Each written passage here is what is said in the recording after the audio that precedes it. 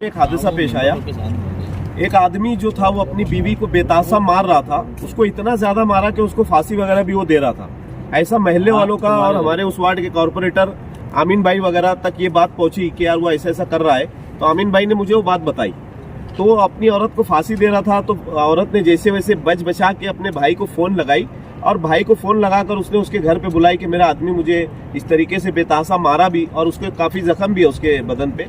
तो मारने के बाद मुझे वो फांसी दे रहा था, तो मैं बच के आई और बच के आने के बाद तुझे मैं भाई फोन लगाई।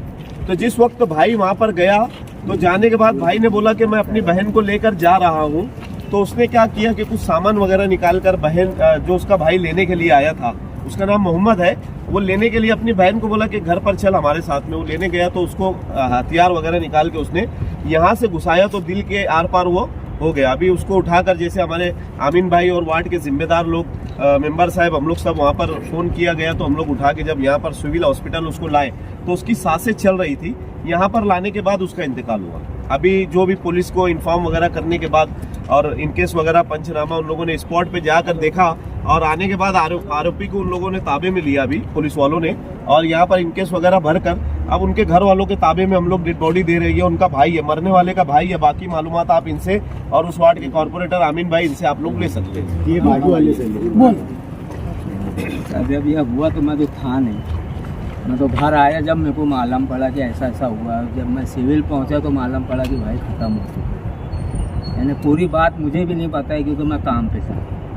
अब मेरा फोन बाजू में नहीं भाई सबसे बड़ा है। ठीक। अब लोग आप लोगों के चैनल से एक बात ये बोलना चाहते हैं कि यहाँ पर महल्ले के काफी सारे लोगों ने ये बात बताई कि वो कुत्ता गोली का नशा किया हुआ था।